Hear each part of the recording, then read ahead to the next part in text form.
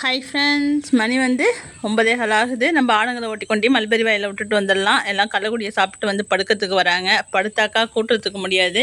நம்ம வந்து கொட்டாயை கூட்ட போகிறோம். மானம் வேறு மழை வர மாதிரி இருக்குப்பா. இங்கெல்லாம் வந்து பார்த்திங்கன்னா ஒரு 10 நாளாக தொடர்ச்சியாக வந்து மானம் மூடிக்கிட்டே தான்ப்பா இருக்குது.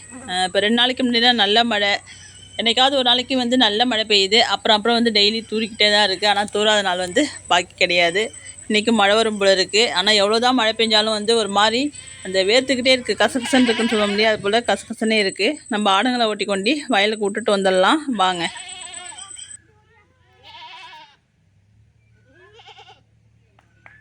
இவ்வளோ ஆட்டையும் பார்த்துக்கிறதுக்கு எத்தனை ஆள் வச்சுருக்கீங்க அப்படின்னு கேட்டிருந்தாங்க. மேய்க்கிறதுக்குலாம் நம்ம வந்து ஆள் வச்சுக்கிறது கிடையாது. கொட்டாயை மட்டும் கூட்டி விடுறதுக்கு மணிமேகலை வந்து வயல் வேலைக்கு வரும்போது அப்படியே கொட்டாயை கூட்டி விட்டு போவாங்க. மற்றபடி நான் ஓட்டிகிட்டு போவேன், இல்லை எங்கள் வீட்டுக்காரவங்க வந்து ஓட்டிகிட்டு போவாங்க. மேய்ச்சலுக்கு வந்து ஆள்லாம் வச்சுக்கிறது இல்லை. நம்ம யூடியூப் சேனல் ஆரம்பித்ததுக்கு அப்புறம் வந்து பார்த்திங்கன்னா ஒரு 84 ஆடு கிட்டத்தட்ட வச்சுருந்தோம்ப்பா. அதாவது ஆடு, குட்டி, கெடா எல்லாமே சேர்த்து ஒரு 85 குட்டி கிட்டத்தட்ட வச்சுருந்தோம். இப்போவும் சரி, நம்ம நிறையா ஆடு வச்சுருக்கும் போதும் சரி, நான் ஓட்டிகிட்டு போவேன், இல்லை எங்கள் வீட்டுக்காரங்க ஓட்டிகிட்டு போவாங்க. நான் ஓட்டிகிட்டு போனால் மல்பெரி வயலுக்கு தான் ஓட்டிகிட்டு போவேன். அதாவது நம்ம வீட்டுக்கு பின்னாடி உள்ள வயலுக்கு மட்டும் தான் ஓட்டிகிட்டு போவேன். அவங்கன்னா ஏரி வரைக்கும் வந்து ஓட்டிகிட்டு போய் எல்லா இடத்துலையும் மேய்ச்சிட்டு வருவாங்க. நம்ம வளர்க்குற ஆட்டோட ரகம் வந்து நாட்டாடு. அதாவது இங்கெல்லாம் வந்து நாட்டாடுன்னு சொல்லுவாங்க. சில பேர் சேலம் கருப்புன்னு சொல்லுவாங்க, சில பேர் வெள்ளை ஆடு அப்படின்னு சொல்லுவாங்க. ஆனால் எங்கள் ஏரியாவிலலாம் இது நாட்டாடு அப்படின்னு தான் சொல்லுவோம். இந்த ஆடு வந்து பார்த்திங்கன்னா சமாளிக்கிறது கஷ்டம், ஆளுக்கு ஒரு திசையாக போவோங்க. செம்மறி ஆடு மாரி ஒன்று பின்னாடி ஒன்று போகாது அப்படின்னு சொல்லிட்டு நிறைய பேர் சொல்லியிருந்தீங்க. எங்களுக்குலாம் கஷ்டமே இல்லைப்பா. அதாவது மேய்ச்சலுக்கு ஓட்டிகிட்டு போகிறத பொறுத்தளவுக்கு எங்களுக்கு வந்து கஷ்டமே கிடையாது. நாங்கள் முன்னாடி போனால் ஆடு ஆட்டோமேட்டிக்காக பின்னாடி வந்துக்கிட்டே இருக்கும். நாங்கள் ஒரே ஒரு கை தட்டல் மட்டும் கொடுத்துட்டு போவோம். வான்னு சொல்லிட்டு கையை தட்டிக்கிட்டே போனோம்னா அது பாட்டுக்கு பின்னாடி வந்துக்கிட்டே இருக்கும். இப்போ ஆடெல்லாம் வந்து வெளியில் தூரமாக ஓட்டிகிட்டு போகிறோம்னு வச்சிங்களேன், ஆளுக்கு ஒரு திசையாக நின்று மேய்ங்க. அப்போ வந்து பார்த்திங்கன்னா நம்ம ஒரே ஒரு கைத்தட்டல் கொடுத்துட்டு வான்னு சொன்னால் போதும், எல்லா ஆடுமே நம்மளை வந்து சுற்றி நின்றுக்கும். இப்போ எல்லாருக்குமே ஒரு டவுட் இருக்கும், அப்போனா உங்கள் ஆடு யாராச்சும் கைத்தட்டினா அவங்க பின்னாடியே போயிடுமா அப்படின்னு கேட்பீங்க. கண்டிப்பாக போகாது. நானே இல்லைன்னா எங்கள் வீட்டுக்காரவங்க 2 பேரில் யாராச்சும் ஒருத்தவங்க கைத்தட்டல் சத்தம் கேட்டால் தான் வந்து அது ஏந்திரிக்கிங்களே, படுத்த இடத்த விட்டு அப்போ தான் ஏந்திரிக்கிங்களே மேய்ச்சலுக்கு போவேன். நம்ம என்றைக்காவது ஒரு நாளைக்கு மணிமேகலையை கொண்டு வயலில் விட்டுட்டு வாங்க அப்படின்னு சொன்னோம்னு வச்சுக்கோங்களேன், அவங்க கைத்தட்டல் கொடுத்தா போகாது. யோசிக்குங்க, அப்படியே நின்று யோசிக்கும். இப்போ தான் நம்மளே வந்து மணிமேகலையை வந்து பழகி வச்சுருக்கோம். இப்போ மணிமேகலை வந்திருக்காங்க, கொட்டாயை வந்து கூட்டிகிட்டு இருக்காங்க. ஆடெல்லாம் மல்பெரி வயலில் மெஞ்சிட்ருக்கானுங்க. முக்கால்வாசி கூட்டி முடிச்சாச்சு, இன்னும் ஒரு கால்வாசி தான் இருக்குது. வந்து 1 மணி நேரம் தாண்டி போச்சு. ஒரு இடமா நின்று மேய்ஞ்ச படலை, அங்கேயும் இங்கேயும் திரியிறாங்க. ஏன்னா மழை பெஞ்சிச்சான், அதனால் பில்லு வந்து பிடிக்கல. எல்லாம் ரவுண்ட்ஸ் வந்துட்டுருக்காங்க. இங்கே போகலாமா, அங்கே போகலாமா, அவன் அங்கே போகிறான், அவன் பின்னாடி போகலாமா அப்படின்னு. அப்புறம் நம்ம சேனலில் வந்து ஒரு சகோதரி சொல்லியிருந்தாங்க, ராதியா சிஸ்டர் தான் சொல்லியிருந்தாங்க, ஏன் எல்லாத்தையும் விற்கிறீங்க, முடியலைன்னா ஆள் வச்சு பார்க்கலாம்ல அப்படின்னு கேட்டிருந்தாங்க.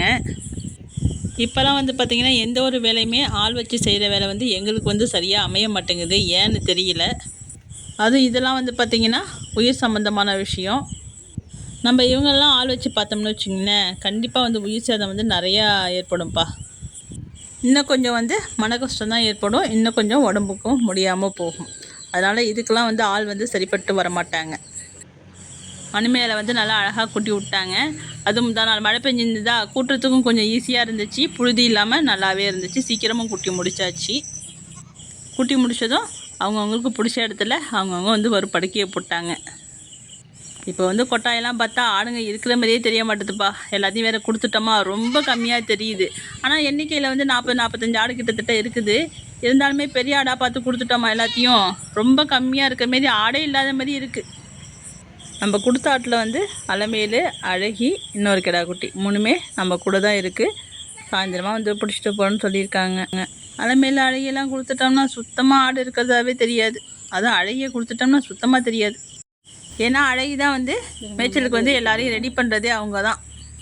சரி வெயிலாக இருக்குது, இன்னும் கொஞ்சம் நேரம் கழிச்சு போய் மேய்ச்சலுக்கு ஓட்டிகிட்டு போகலான்னா விடாது, ரெகலை பண்ணி எடுத்துடும். கற்றுன்னு கத்துலேயே நம்ம வந்து ஓட்டிகிட்டு போய் ஆகணும் உடனே. ஆடு வந்து மேய்ஞ்சாலும் சரி மேயாட்டியும் சரி, தினமும் நம்ம ஒரு கடலைக்கொடி கட்டு வந்து கூண்டுக்குள்ளே போட்டு விட்டுறது. ஆடு மாடு எதுவாக இருந்தாலும் சரி, நம்ம பகலில் எவ்வளோ தான் மேய்ச்சாலும் அதுங்களுக்கு ராத்திரியில் வந்து ஏதாச்சும் ஒரு தீனி வந்து வச்சிடணும். அதுங்க வந்து ராத்திரிலையும் பட்னி இல்லாமல் தின்னுக்கிட்டே இருந்தால் தான் ஆடு வந்து, ஆடாக இருந்தாலும் மாடாக இருந்தாலும் இளைக்காமல் வந்து நல்ல வளர்ச்சிக்கு வரும். இப்போ நம்ம ஆட்டுக்கெலாம் வந்து அடர்த்தீவனம் வந்து ஊற வச்சுருக்கோம். அதை அள்ளி வச்சிடலாம் வாங்க. அள்ளி வச்சுட்டு மல்பெரி வயலுக்கு தான் சாயந்தரம் மிச்சருக்கும் போகுதுங்க. ஏன்னா நம்ம வந்து கத்திரி வயலெல்லாம் ஃபுல்லாக ஏர் ஓட்டியாச்சுப்பா. நேற்று வரைக்கும் வெளியில் போய் சாயந்தரம் மிச்சர் மட்டும் மேய்ஞ்சிட்டு வந்தாங்க. இனிமேல் வந்து வெளியில் போக முடியாது. ஏன்னா நம்ம வந்து எல்லா வயலையும் ஓட்டிட்டு வந்து சோளம், கம்பு, சோளம் வந்து போட்டாச்சு. கம்பு வந்து விதைக்கணும், இனிமேல் தான் விதைக்கணும். சோளம் வந்து போட்டு முளைச்சி வந்துருச்சு. நம்ம கம்பு மட்டும் விதைக்கணும். எதுக்காக அப்படின்னு பார்த்தீங்கன்னா, நம்ம ஆட்டுக்காக தான் ரெடி பண்ணிகிட்ருக்கோம், அடர் தீவனத்துக்காக. போன வருஷம் வந்து பார்த்திங்கன்னா கம்பு மட்டும் போட்டு நம்ம கொட்டாயில் வந்து ட்ரம்மில் கொட்டி வச்சுருந்தோம். அதுதான் இத்தனை நாளாக வந்தது. எதுக்கு இதெல்லாம் ரெடி பண்ணுறீங்க, ஆடு தான் விற்க போகிறோம் அப்படின்னு சொல்கிறீங்களேன்னு நினைப்பீங்க. நம்ம வந்து ஆடுலாம் கொடுக்க தான் போகிறோம். அதில் வந்து எந்த மாற்றமும் கிடையாது. நம்ம வந்து பாதி ஆட்டுக்கு மேலே கொடுத்தாச்சு. இன்னும் ஒரு 40 பேர் தாண்டி இருக்காங்க. அவங்களாம் வந்து விற்கணும். விற்கிற வரைக்கும் அதுங்களுக்கு தீவனம் வேணும். எல்லாத்தையும் வந்து உடனே விற்றுற முடியுமாங்கிறது கன்ஃபார்ம் பண்ண முடியாது இல்லையா. வர வர நம்ம கொடுத்துக்கிட்டே தான் இருக்க போகிறோம். யாருக்கும் வந்து கேட்குறவங்களுக்கு ஆடு இல்லைன்னு சொல்ல போகிறது கிடையாது. அதனால் கம்பு சோளம்லாம் ரெடி ஆகிற வரைக்கும் ஆடுங்கள்லாம் நம்ம வச்சுருந்தோம்னா ஆட்டுக்கு வந்து அடர் தீவனத்துக்கு வச்சுக்கலாம். இல்லைன்னா வந்து கம்பையும் சோளத்தையும் நம்ம சேல்ஸ் பண்ணிக்கலாம். ஒன்றும் பிரச்சனை கிடையாது. நம்ம ரெண்டுத்தையும் பிளான் பண்ணி தான் நம்ம வந்து பயிர் வச்சுருக்கோம். அதனால் ஆடு வந்து இனிமேல் விற்க மாட்டாங்க அப்படின்னு நினைக்காதீங்க. கண்டிப்பாக ஆடு வந்து சேல்ஸ் பண்ண தான் போகிறோம். யாருக்காச்சும் ஆடு தேவைன்னா கால் பண்ணுங்கள். கண்டிப்பாக வந்து நம்ம சேல்ஸ் பண்ண தான் போகிறோம். நம்பர் வந்து 96 29 70 30 12. ஊர் வந்து பார்த்திங்கன்னா கடலூர் மாவட்டம் காட்டுமன்னார் கோயில். எம்ஆர்கே காலேஜ் வந்துட்டிங்கன்னா அடுத்து நம்ம வீட்டுக்கு வந்த மாதிரி தான். எல்லோரும் கால் பண்ணி அரை மணி நேரம் எல்லா டீட்டெயில்ஸும் கேட்குறாங்க.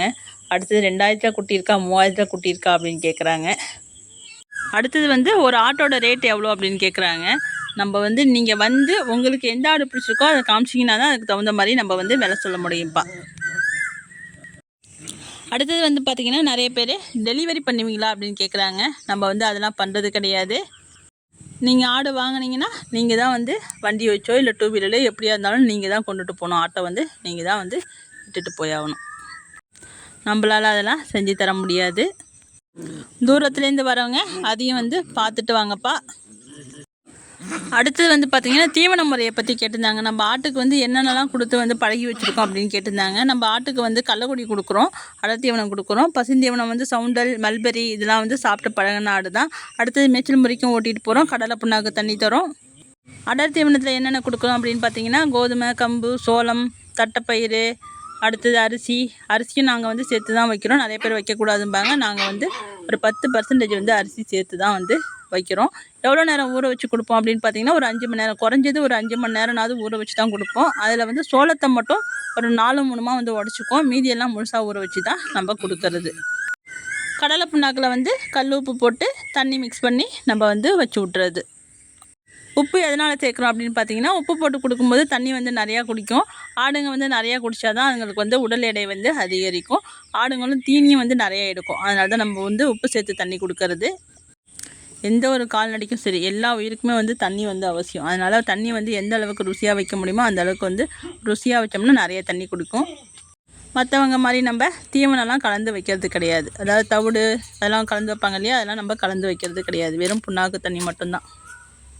நம்ம ஆட்டுக்கு வந்து அடர் தீவனம் எடுத்து வைக்கலாம் வாங்க. மணிமேகலை தான் எடுத்து கொடுத்துட்ருக்காங்க. நம்ம வந்து வாங்கி வச்சுக்கிட்டு இருக்கோம்.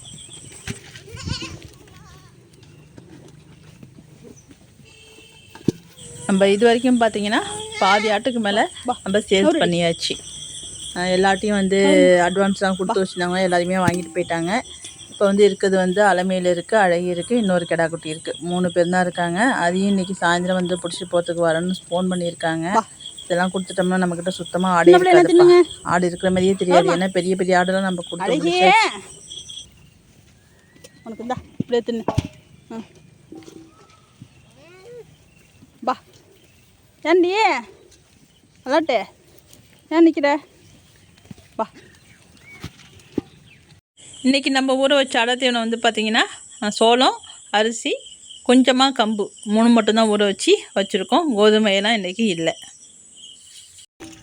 நம்ம எல்லாத்தையும் எடுத்து வச்சாச்சு. இன்றைக்கி வந்து பார்த்திங்கன்னா கம்மியாக தான் ஊற வச்சோம். ஏன்னா பாதி ஆட்டுக்கு மேலே கொடுத்துட்டோம். கொடுத்தது எல்லாமே வந்து பெரிய ஆடு தான் வந்து அடர் தீவனம் வந்து நிறையா சாப்பிடும். இப்போ இருக்கிறது எல்லாமே சின்ன சின்ன ஆடுங்கிறதுனால நம்ம கம்மியாக தான் ஊற வச்சுருக்குறோம். நம்ம எப்பயுமே வந்து பார்த்திங்கன்னா ஒரு அணை கூட ஃபுல்லாக வந்து ஊற வைப்போம். இன்றைக்கி வந்து அரை கூடைக்கு கம்மியாகவே தான் ஊற வச்சுருக்கோம். ஏன்னா இருக்கிற பாதி ஆட்லேயுமே வந்து எல்லாம் சின்ன ஆடுங்கிறதுனால நம்ம வந்து கம்மியாக தான் ஊற வச்சுருக்குறோம். இதுலேயே இன்றைக்கி வந்து ஏன்னு தெரியல, எல்லாருமே அப்படி அப்படியே நிற்கிறானுங்க. தாலாட்டு நிற்கிது, அலாட்டு நிற்கிது, மயில் நிற்கிது. சின்ன சின்ன ஆடு தான் வந்து இன்றைக்கி தீனியே திங்குது. பெரிய ஆடுலாம் ஏன்னு தெரியல, தீனி எடுக்க மாட்டேங்குது.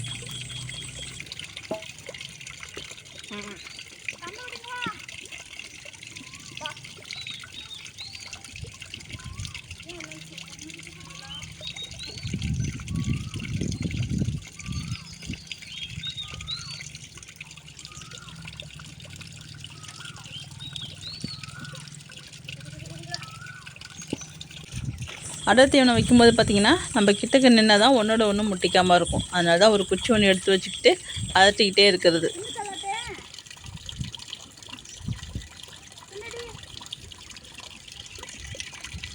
நம்ம வீடியோ பிடிச்சிச்சுன்னா வீடியோக்கு ஒரு லைக் போடுங்கப்பா, ஷேர் பண்ணுங்கள், கமெண்ட் பண்ணுங்கள், சப்ஸ்கிரைப் பண்ணுங்கள். நம்ம நாளைக்கு எந்தெந்த ஆடெல்லாம் கொடுத்தாச்சு, அதாவது மொத்தமாக இத்தனை ஆடை வந்து கொடுத்துருக்கோம் அப்படிங்கிறத வந்து வீடியோ பார்க்கலாம். நாளைக்குன்னு இல்லை, அடுத்த வீடியோவில் வந்து கண்டிப்பாக பார்க்கலாம். அடுத்து முக்கியமான விஷயத்த வந்து சொல்ல மறந்தாச்சு. நம்ம ஆடு வந்து பார்த்திங்கன்னா வேப்பந்தழை வந்து விரும்பி சாப்பிடுப்பா. எல்லா ஆடுமே வந்து வேப்பந்தழை விரும்பி சாப்பிடுவோம். ஆட்டுக்கு வந்து முக்கியமாக வந்து வேப்பந்தழை வைங்க. இப்போ நம்ம 2 மாதமாக தான் வைக்க முடியல. ஏன்னா மரம் ஏறி நறுக்கிறதுக்கு முடியாத காரணத்தால் நம்ம வந்து 2 மாதமாக தான் வந்து வேப்பந்தழையே வைக்கல. அதுக்கு முன்னாடி டெய்லி வந்து கண்டிப்பாக வந்து வேப்பந்தழை வச்சுருவோம். ஒரு வேளைனாவது வேப்பந்தழை வந்து வெட்டி வச்சுருவாங்க. அது கொடுக்கறதுனால இயற்கையாகவே குடலில் வந்து புழுவெலாம் இருக்கிறதுலாம் வந்து இல்லாமல் இருக்கும். அடுத்தது வந்து பார்த்திங்கன்னா உடல் எடையும் நல்லா அதிகரிக்குது. அதனால் கண்டிப்பாக வாங்கிட்டு போகிற நீங்கள் வேப்பந்தழை வந்து ஆட்டுக்கு கட்டி விடுங்க. அது வந்து ரொம்ப ரொம்ப முக்கியம்ப்பா.